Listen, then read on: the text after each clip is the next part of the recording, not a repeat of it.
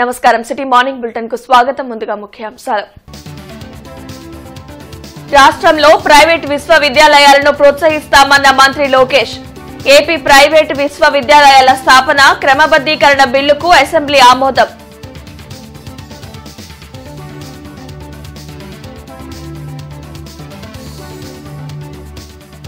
కూటమి ప్రభుత్వం అధికారంలోకి వచ్చాక రాష్ట్రంలో క్రైమ్ రేట్ తగ్గింది. హోంమంత్రి అనిత ప్రకటన.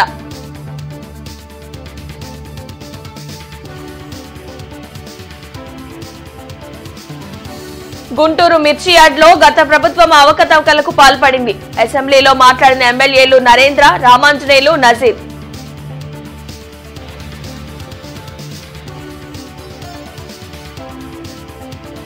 ప్రతి స్కూల్, కాలేజీలో ఈగల్ క్లబ్లు ఏర్పాటు. డ్రగ్స్ పట్ల విద్యార్థులు, తల్లిదండ్రులు అప్రమత్తంగా ఉండాలని ఈగల్ డైరెక్టర్ ఏకే రవికృష్ణ. రాష్ట్రంలో ప్రైవేటు విశ్వవిద్యాలయాలను ప్రోత్సహిస్తామని మంత్రి నారా లోకేష్ పేర్కొన్నారు. ప్రైవేటు యూనివర్సిటీల స్థాపన క్రమబద్దీకరణ బిల్లును అసెంబ్లీలో ప్రవేశపెట్టారు. దీనిని సభ ఆమోదించింది. ప్రైవేట్ యూనివర్సిటీలను ప్రోత్సహించాలనే లక్ష్యంతో తాము ఉన్నామని మంత్రి నారా లోకేష్ పేర్కొన్నారు. అసెంబ్లీలో ప్రైవేట్ యూనివర్సిటీల స్థాపన క్రమబద్దీకరణ బిల్లుని ప్రవేశపెట్టారు. సెంచూరియన్ యూనివర్సిటీని రాష్ట్రంలో స్థాపించారని, టెక్నికల్ అంశాలతో ఇబ్బందులు తలెత్తాయని చెప్పారు. బ్రౌన్ ఫీల్డ్ కింద ప్రైవేట్ యూనివర్సిటీగా గుర్తించాలని నంబూరులోని వీవీఐటీ కోరిందని, దీనికి సంబంధించిన అన్ని నిబంధనలను పాటించారని సభ దృష్టికి తెచ్చారు. 2016 యాక్ట్ కింద వీవీఐటీని ప్రైవేట్ యూనివర్సిటీగా గుర్తించేందుకు చట్ట సవరణను ప్రతిపాదించారు. దీనికి సభ ఆమోదం తెలిపింది.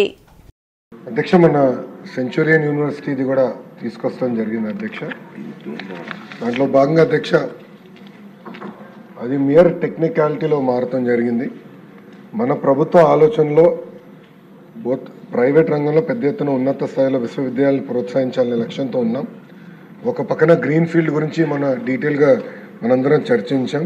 ఇప్పుడు బ్రౌన్ ఫీల్డ్ కూడా కొంతమంది ప్రైవేట్ యూనివర్సిటీగా వెళ్ళాలని కోరుకున్నప్పుడు ఏదైతే కేంద్ర ప్రభుత్వం, రాష్ట్ర ప్రభుత్వం పెట్టిన నిబంధనల ప్రకారం ఇప్పుడు వివిఐటి అంటే Vasireddy Venkatadri international technology university private university అవ్వాలని వాళ్ళు కోరటం జరిగింది అధ్యక్ష.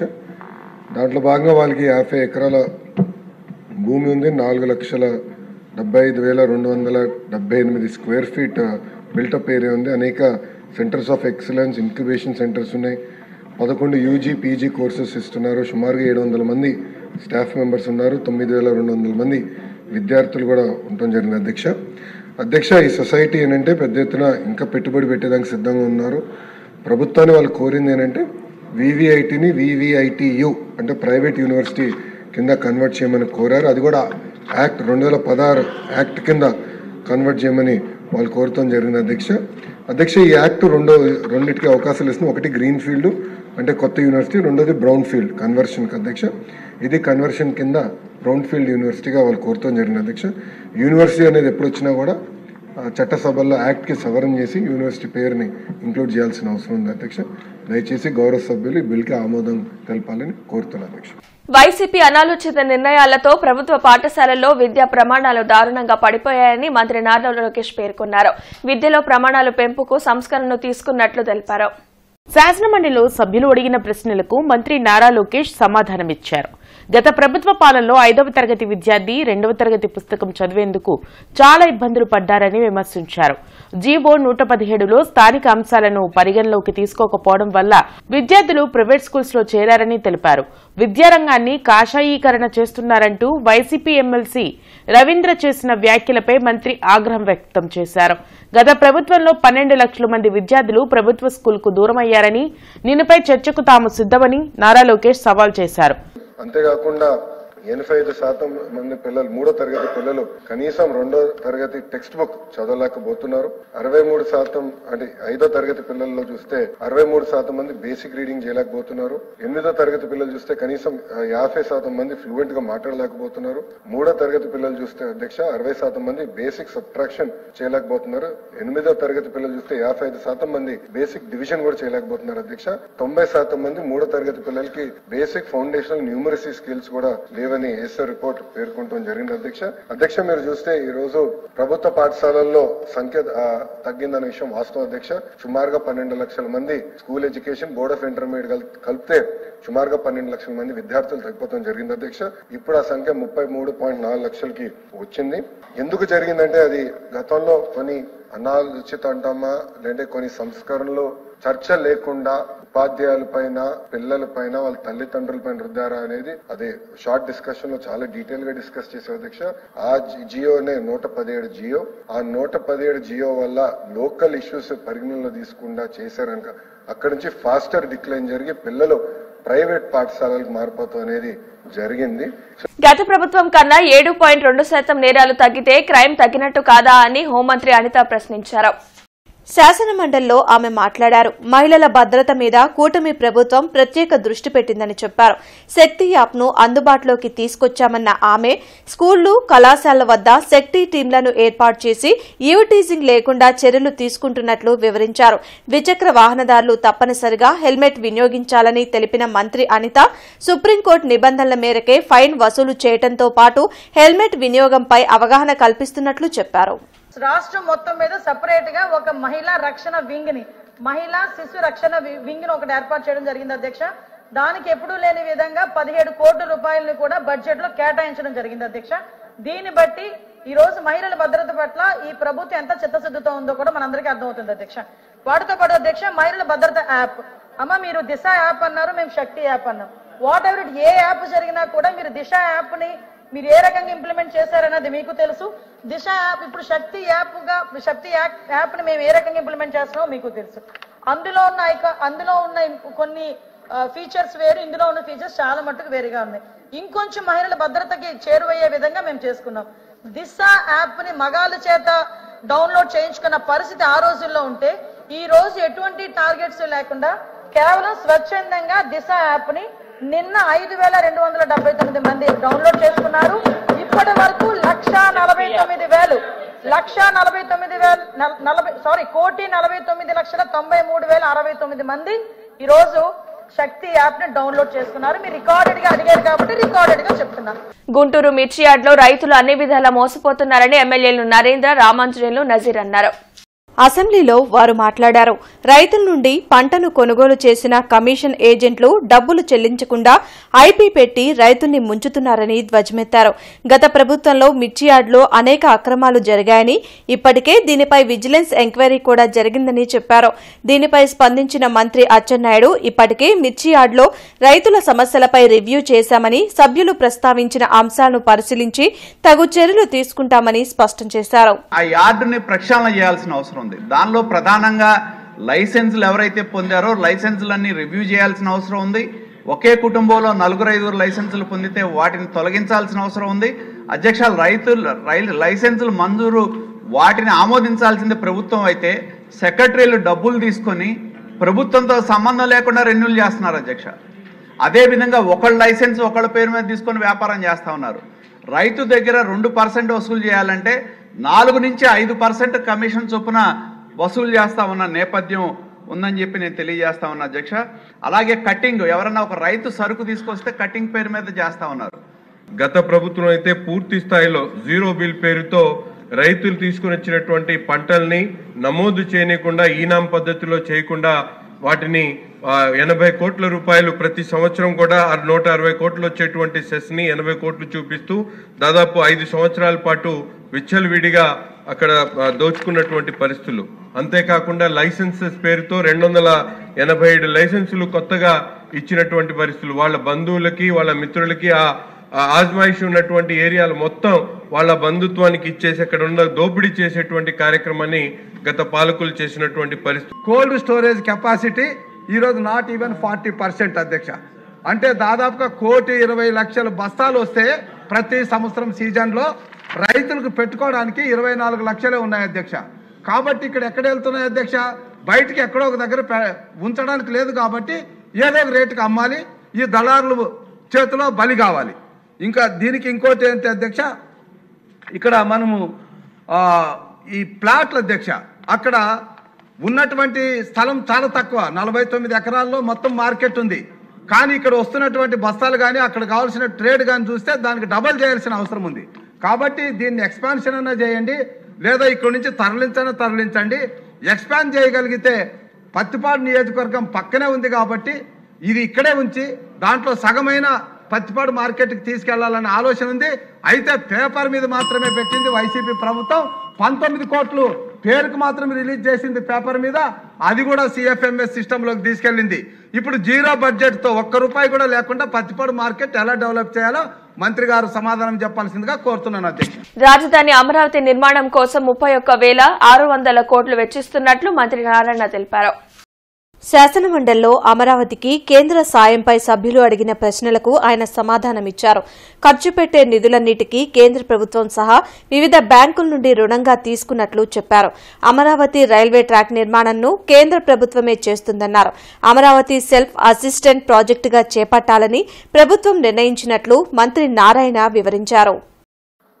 వరల్డ్ బ్యాంకు, ఏషియన్ బ్యాంకు కలిపి 15,000 కోట్ల యాక్చువల్గా ఇస్తామన్నారు అధ్యక్ష మొదట.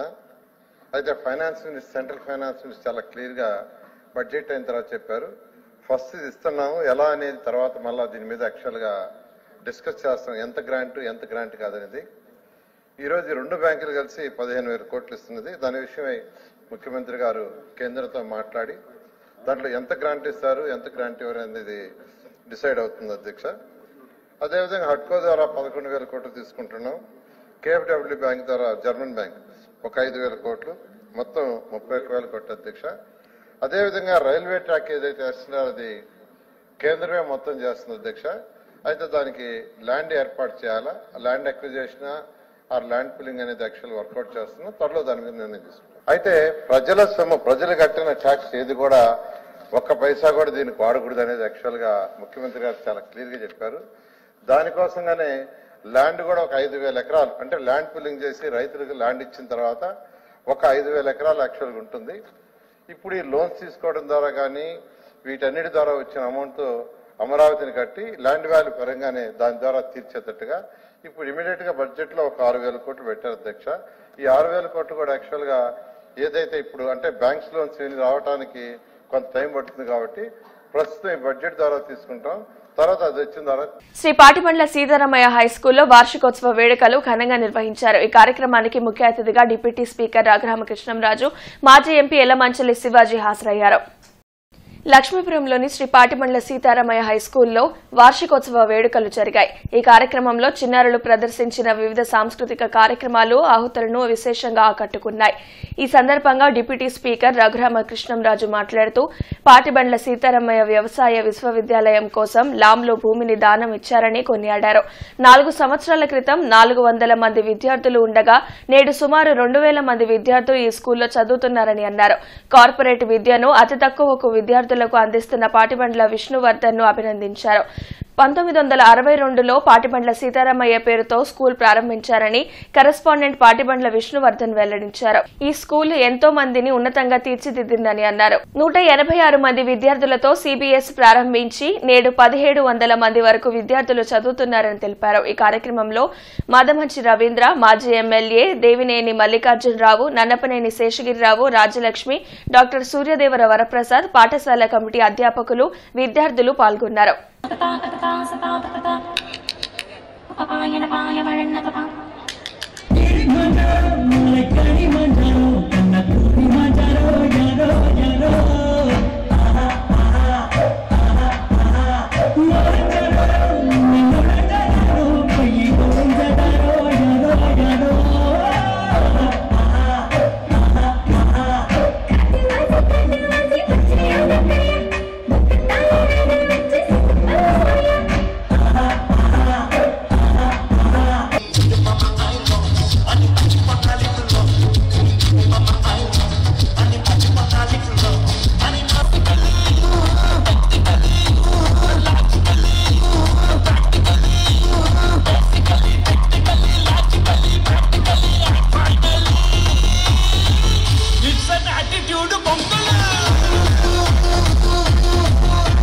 కొన్ని వేల మందికి ఒక దారి చూపెట్టిన అటువంటి మహానుభావులు, నిజమైన చిరంజీవులు ఈరోజు ఆయన ఎప్పుడో 115 సంవత్సరాల క్రితం ఆయన ఒక విత్తనం వేస్తే మరి అది ఈరోజు మహావృక్షంగా ఎదిగింది.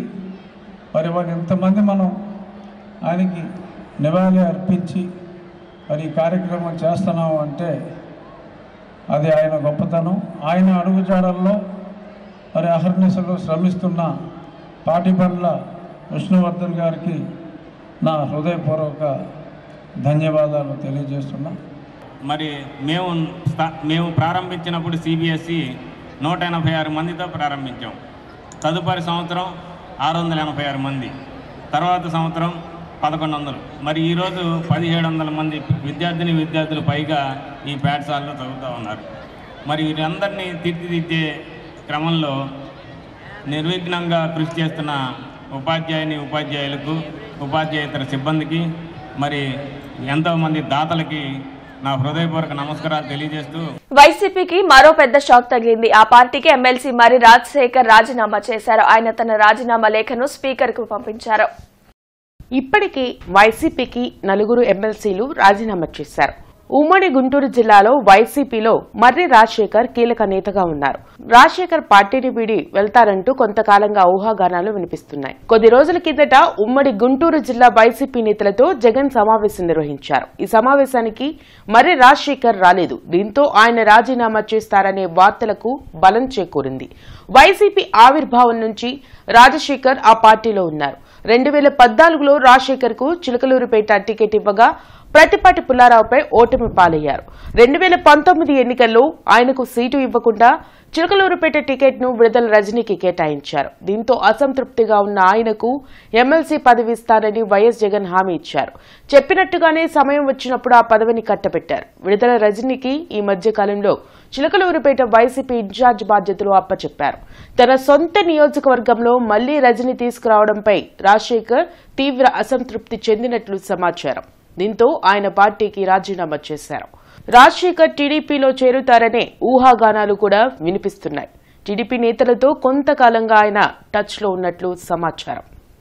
డ్రగ్స్, గంజాయి నిర్మూలనకు రాష్ట్ర వ్యాప్తంగా అన్ని కళాశాలల్లో ఈగల్ క్లబ్లను ఏర్పాటు చేస్తున్నామని AP Eagle organisation director AK Ravikrishna తెలియజేశారు. లాంలోని Chalapathi institute of engineering and technology కాలేజ్లో డ్రగ్స్, గంజాయి, మాదక ద్రవ్యాలపైన విద్యార్థులకు అవగాహన కార్యక్రమం నిర్వహించారు. ఈ కార్యక్రమానికి ముఖ్య అతిథిగా AP Eagle organisation director AK Ravikrishna హాజరయ్యారు. ఈ సందర్భంగా ఆయన మాట్లాడుతూ ఏపీని డ్రగ్స్ రహిత రాష్ట్రంగా తీర్చిదిద్దుతామని అన్నారు. డ్రగ్స్ పట్ల విద్యార్థులు, తల్లిదండ్రులు అప్రమత్తంగా ఉండాలని సూచించారు. గంజాయి, డ్రగ్స్ మత్తులో అసాంఘిక కార్యక్రమాలకు పాల్పడితే శిక్షలు తప్పవని హెచ్చరించారు. డ్రగ్స్, గంజాయి ఉన్నట్లు గుర్తిస్తే వెంటనే టోల్ ఫ్రీ నంబర్ 1972కు కాల్ చేయాలని కోరారు. ఈ కార్యక్రమంలో చలపతి విద్యాసంస్థల చైర్మన్ వైవి ఆంజనేయులు, పోలీసు ఉన్నతాధికారులు పాల్గొన్నారు. ఆంధ్రప్రదేశ్ ప్రభుత్వం ప్రతిష్టాత్మకంగా ప్రతి విద్యా సంస్థలోని ఈగల్ క్లబ్స్ పెట్టడం జరిగింది. మనకి రాష్ట్రంలోని సుమారుగా 70 లక్షల మంది విద్యార్థులు ఉన్నారు. వాళ్ళ భవిష్యత్తును కాపాడడం కోసం, వాళ్ళు డ్రగ్స్ బారిన పడకుండా ఉండడం కోసం ఈ కార్యక్రమాన్ని చేపట్టడం జరిగింది. ప్రతి ఈగల్ క్లబ్లోని సుమారుగా 8 మంది విద్యార్థులు, అదేవిధంగా 2 టీచర్లు ఉండబోతున్నారు. ఈగల్తో అనుసంధానం చేసుకోవడం, అదేవిధంగా వర్క్షాప్స్, డిబేట్స్ కార్యక్రమాల ద్వారా ఈ డ్రగ్స్ వల్ల వచ్చే నష్టాలు, ఎన్డీపీఎస్ కేసులో ఇరుక్కుంటే ఇంకా విద్యార్థుల జీవితాలు ఎలా నాశనం అవుతాయి, ఎన్డీపీఎస్ చట్టంలోని 10 నుంచి 20 సంవత్సరాల జైలు శిక్షలు, అదేవిధంగా భవిష్యత్తులోని ఉద్యోగాలు రావడం, ఇటువంటి విషయాల్లో కూడా ఎన్నో ఇబ్బందులు ఉన్నాయని చెప్పడం ఈ కార్యక్రమం ప్రధానమైన ఉద్దేశం. శంకర్ విలాస్ ఆర్ఓబీ నిర్మాణ, డెవలప్మెంట్ సమస్యల పరిష్కారానికి షాపుల యజమానులు, ప్రజా సంఘాల నాయకులతో చర్చా కార్యక్రమాన్ని నిర్వహించారు. అరండల్పేటలో శంకర్ విలాస్ ఫ్లైఓవర్ డెవలప్మెంట్ సాధన కమిటీ ఆధ్వర్యంలో జరిగిన సమావేశంలో మాజీ పార్లమెంట్ సభ్యులు యలమంచిలి శివాజీ పాల్గొన్నారు. ఈ సందర్భంగా ఆయన మాట్లాడుతూ కేంద్ర ప్రభుత్వం విధానపరమైన నిర్ణయం తీసుకున్నట్లు వివరించారు. దేశంలో ప్రతి రైల్వే గేట్ స్థానంలో ఆర్ఓబీలు ఏర్పాటు చేయాలని రైల్వే శాఖ సన్నాహాలు మొదలుపెట్టిందని వెల్లడించారు. శంకర్ విలాస్ ఫ్లైఓవర్ 95 కోట్లతో నిర్మాణం చేపట్టారని అన్నారు. కానీ మంత్రి పెమ్మసాని చంద్రశేఖర్ ద్వారా మరో 25 కోట్లైనా ఖర్చు పెట్టించి పూర్తి స్థాయిలో నిర్మాణం చేయించాలని సూచించారు. ఛాంబర్ ఆఫ్ కామర్స్ అధ్యక్షులు ఏల్చూరి వెంకటేశ్వర్లు మాట్లాడుతూ ఎంపీ పెమ్మసాని చంద్రశేఖర్ చొరవతో గుంటూరు నగరవాసుల చిరకాల కల శంకర్ విలాస్ ఫ్లైఓవర్ నిర్మాణం చేపట్టారని వివరించారు. ఈ నిర్మాణం వలన ఎంతో మంది వ్యాపార సంస్థలు కోల్పోయి కష్టాల్లో పడుతున్నారని తెలిపారు. ప్రతి ఒక్కరూ ఐక్యంగా ఉండి తమ హక్కులు సాధించుకోవాలని సూచించారు. అనంతరం వారి సమస్యలను కమిటీ దృష్టికి తెచ్చారు. ఈ కార్యక్రమంలో కుటుంబరావు, అవగాహన సంస్థ కొండా శివరామరెడ్డి, జనచైతన్య వేదిక అధ్యక్షులు వల్లంరెడ్డి లక్ష్మణ్ రెడ్డి, మాస్టర్ మైండ్స్ మట్టిపల్లి మోహన్, నెడింపల్లి దత్తు, భారవి తదితరులు పాల్గొన్నారు. 95 కోట్లకి కేంద్ర ప్రభుత్వం స్థాయిలో ఇంకో 25 కోట్లు 30 కోట్లు అదనంగా తేవడం పెమ్మసాని చంద్రశేఖర్కి మిగతా వాళ్ళకి పెద్ద పని కాదు. అందు గురించి ఈ 95 కోట్లు మనం ఎలా గుర్తించుకోవాలని ఆలోచన చేయకుండా మాకు పూర్తి స్థాయిలో దీన్ని కట్టాలి, దీనికి 25 కోట్లు 30 కోట్లు అదనంగా అవుతుందని చెప్పి మీరు హిందూ కాలేజీ నుంచి మొదలుపెట్టాం. అక్కడి నుంచి సాధ్యం కాదు, అక్కడి నుంచి ఆడపిల్లల కాలేజీకి నడిపాం, అక్కడి నుంచి మార్చుడికి నడిపాం, లేకపోతే ఇక్కడి నుంచి మరి అంబేద్కర్ దగ్గర నుంచి వెనక్కి నడిపాం. దీన్ని 8వ లైన్కి తెచ్చాం, 6వ లైన్కి తెచ్చాం అనేది కాకుండా పెమ్మసాని మీద మీరు ఒత్తిడి తీసుకొచ్చి అయ్యా మీ బోలుకుబడిని మీ మంత్రి పెన్షన్ ఉపయోగించి దీని మీద అపరంగా ఇంకో 30 కోట్లు 40 కోట్లు మరి కేటాయించి తీసుకొచ్చి దాన్ని బ్రహ్మాండంగా చేయమని చెప్పి ఒత్తిడి తీసుకొస్తే తేలిక అవుతుంది. అయ్యా కేంద్రంలో మీరు 30 కోట్లు 40 కోట్లు 50 కోట్లు తేవడం పెద్ద కష్టం కాదు.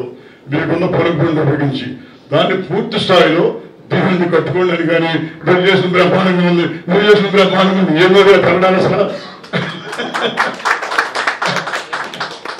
అందుకని ఎంతండి కేంద్రం 40 కోట్లు లెక్కండి. మరి కేవలం 98 కోట్లు శాంక్షన్ చేసి దీన్ని పూర్తి చేయాలనే తలంపుతో మనం ముడుచుకొని పడుకోవడం అనేది నాకు ఇది నచ్చలేదు. ఇప్పుడు శివాజీ గారు చెప్పారు, అనుభవంలో మాజీ రాజ్యసభ సభ్యులు ఇంకొక 50 కోట్లు కాదు కదా 500 కోట్లు తీసుకొచ్చే కెపాసిటీ మన ఎంపీ గారికి ఉంది, ఇచ్చే శక్తి కేంద్రానికి ఉంది. కానీ ఎక్కడ లోపం అనేది నాకు ఒక ప్రశ్నగానే ఉన్నది. ఏది ఏమైనా దీన్ని ఆపాలంటే ఒక సమస్య. మరి ఎంపీ గారికి పూర్తిగా తెలియపరిచి అలాంటి వ్యక్తి ఎవరున్నారా అని నా ఆలోచన. ఆయనకు పూర్తిగా అవగాహన కల్పించగలిగితే మాత్రం ఖచ్చితంగా వారు మార్పు చేసుకుంటారు, దీని మీద ఒక దృష్టి పెడతారు, ఇంకా అద్భుతమైన బ్రిడ్జిని కట్టేటందుకు అవకాశం ఉంటుందని నేను భావిస్తున్నాను. వైసీపీ ప్రభుత్వంలో పెట్టిన అక్రమ కేసులు కోర్టు కొట్టివేయడంతో టీడీపీ నాయకులు మద్రాల మాని, విజయ్ కిరణ్ ఎన్టీఆర్ విగ్రహానికి పూలమాలలు వేసి ఘనంగా నివాళులర్పించారు. వైసీపీ ప్రభుత్వంలో మున్సిపల్ ఎన్నికల సమయంలో ఎన్నో అక్రమ కేసులు పెట్టి వేధించారని టీడీపీ రాష్ట్ర అధికార ప్రతినిధి విజయ్ కిరణ్ మ్యానీ తెలిపారు. ఎన్ని కేసులు పెట్టినా భయపడకుండా కూటమి అధికారంలోకి వచ్చేందుకు కష్టపడ్డామని అన్నారు. కోర్టులో తీర్పు ఆలస్యంగా వచ్చినా న్యాయం గెలిచిందని అన్నారు. తమ నాయకుడు నారా లోకేష్ ప్రతి ఒక్క కార్యకర్తకి అండగా నిలిచారని సంతోషం వ్యక్తం చేశారు. ఈ కార్యక్రమంలో టీడీపీ నాయకులు పాల్గొన్నారు. కార్పొరేషన్ ఎన్నికల్లో ఆ రోజున విజయ్ కిరణ్ మీద అక్రమంగా అన్యాయంగా వైఎస్ఆర్సీపీలు సంబంధించినటువంటి నాయకులు పెట్టినటువంటి కేసుని ఈ రోజున కోర్టులో కొట్టివేయడం అనేది జరిగింది.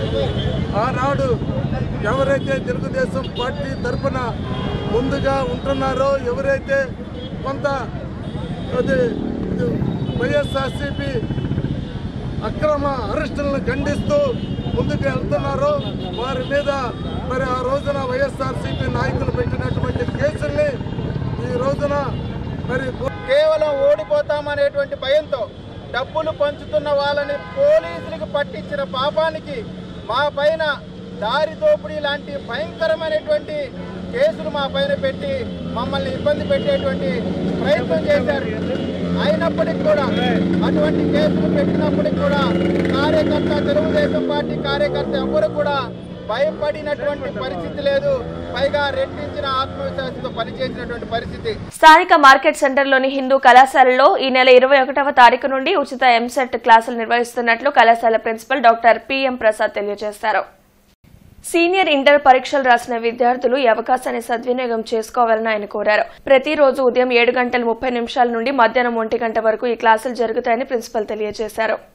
Senior inter MPC BiPC exams రాసిన విద్యార్థులు 21వ తారీఖు నుంచి 21వ తారీఖు మార్నింగ్ 7:30 నుంచి ఈఏపీ సెట్ హిందూ కాలేజీ క్యాంపస్లో ఫ్రీ కోచింగ్ ఇవ్వడం జరుగుతుంది.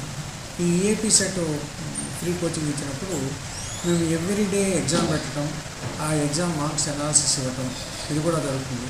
ఎవ్రీడే క్లాసెస్ 7:30 నుంచి 1 o'clock వరకు జరుగుతాయి. యాక్చువల్గా 7:30 to 8:30, 8:30 to 9:30 జరుగుతుంది. అలాగే 9:40 నుంచి 10:40, 10:40 to 11:40 ఈ 4 సబ్జెక్ట్స్ జరిగిన తర్వాత 11:40 నుంచి ఎగ్జామ్ పెట్టడం అనేది 1 o'clock వరకు ఎగ్జామ్ పెట్టడం జరుగుతుంది. ఆ ఎగ్జామ్ మార్క్స్ అన్నీ కూడా మొన్నాడు అంటే స్టూడెంట్స్ని పిలిచి వాళ్ళని అనాలిసిస్ చేయడం కూడా జరుగుతూ ఉంటుంది.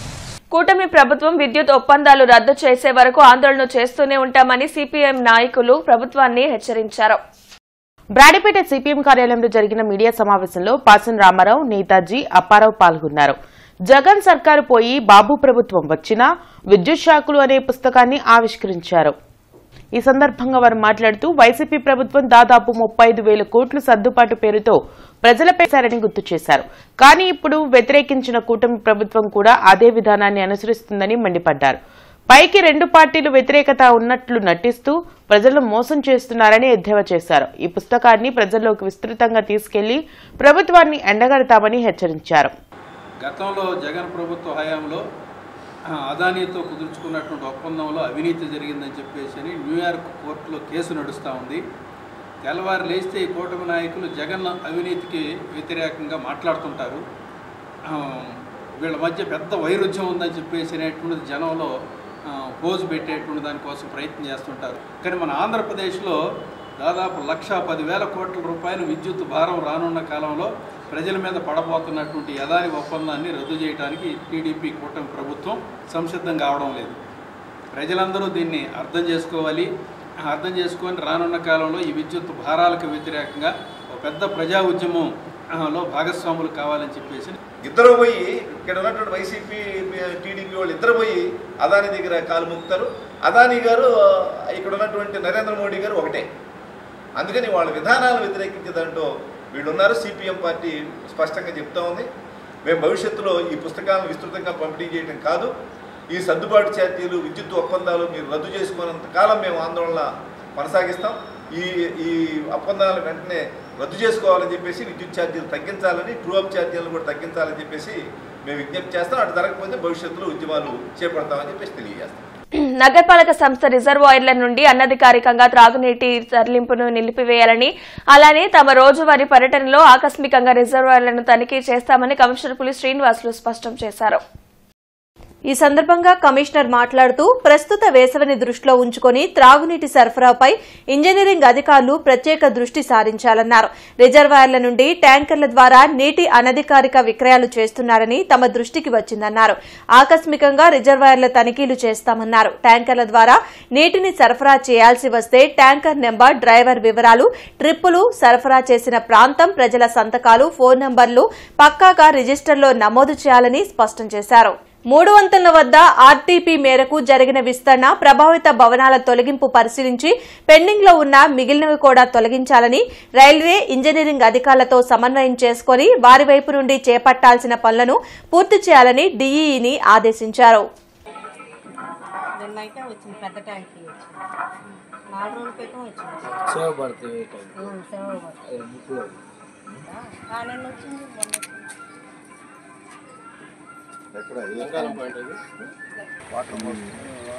కన్స్ట్రక్షన్ సార్లు నెంబర్ అంతా వాళ్ళు బిల్డింగ్ కడుతున్నారని గవర్నమెంట్ మన వెహికల్లో సాగునీరు అందక పంటలు ఎండిపోతున్నాయంటూ రైతులు రోడ్డెక్కి ఆందోళన చేపట్టారు. దొడ్లేరు గ్రామంలో రోడ్డుపై బైఠాయించి నిరసన తెలిపారు. బెల్లంకొండ కెనాల్కు 600 క్యూసెక్కులకు గాను 200 నుండి 250 క్యూసెక్కుల నీటిని నాగార్జున సాగర్ నుండి విడుదల చేస్తున్నారని రైతులు ఆవేదన వ్యక్తం చేశారు. చివరి పంటలకు నీరు అందక మిర్చి, వరి, పొగాకు పంటలు దెబ్బతింటున్నాయన్నారు. ఫిబ్రవరి నీళ్లు బాగానే వచ్చినాయి. మార్చి మొదటి తారీఖు నుంచి నీళ్లు సక్రమంగా రావట్లేదు. మనం రెండు సార్లే 2 రోజులే వచ్చినాయి. నీళ్ళు అయితే తూము ఎక్కట్లేదు, పంట అంతా ఎండిపోతుంది. ఏ గారికి ఫోన్ చేస్తే నీళ్లు తక్కువ పై నుంచి వదులుతున్నారు, నీళ్ళు రావట్లేదని అతని నిర్లక్ష్యం వల్లే రావట్లేదు. అయితే ఎర్రపాలెం మేజర్ అయితే రోజు నీళ్లు కంటిన్యూగా వస్తున్నాయి. చింతపల్లి మేజర్ నీళ్లు రావట్లేదు. ఈ మన ఎమ్మెల్యే గారు కీచుకలు రావాలి మనకి కాలువకి, చింతపల్లి మేజర్కి. అయితే అందులో మనకు వచ్చేది 300 కీచుకలు వస్తున్నాయి. ఆఫీసర్లు అడిగితే లేవయా వాటర్ రావట్లేదు అన్నారు. అవి మనకి కిందకి రావాలంటే 500 కీచుకలు మనకి ఫుల్గా నీళ్లు వదలాలి. వదిలితే అప్పుడు మొత్తానికి ఒక వారం రోజులు 10 రోజులు వదిలితే మనకు వస్తాయి.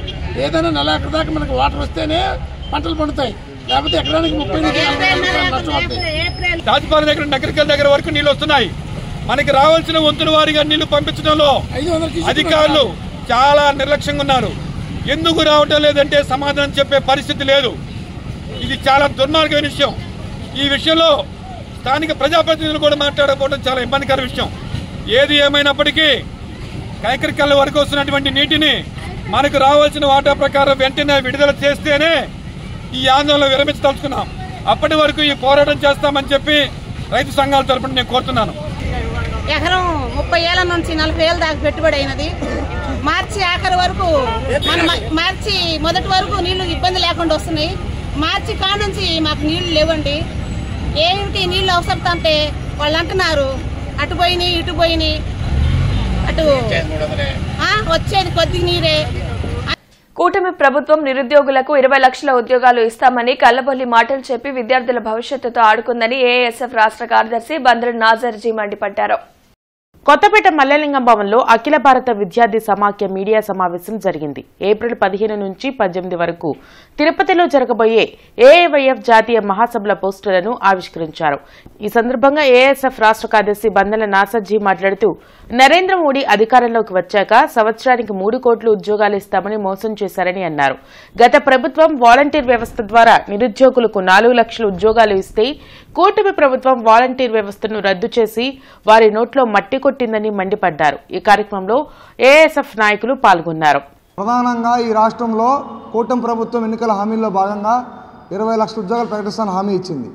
ఒక పక్క చేతిలో సర్టిఫికేట్లు లేక అనేక మంది డిగ్రీలు బీటెక్ చేసిన విద్యార్థులు, సర్టిఫికేట్లు లేనటువంటి విద్యార్థులు ఈ రాష్ట్రంలో 12 లక్షల మంది ఉన్నారు. 12 లక్షల మంది విద్యార్థుల చేతిలో సర్టిఫికేట్లు లేకపోవడానికి కారణమైనటువంటి ఈ కూటమి ప్రభుత్వం 20 లక్షల ఉద్యోగాలు ప్రకటిస్తానంటే రోజు అది హాస్యం.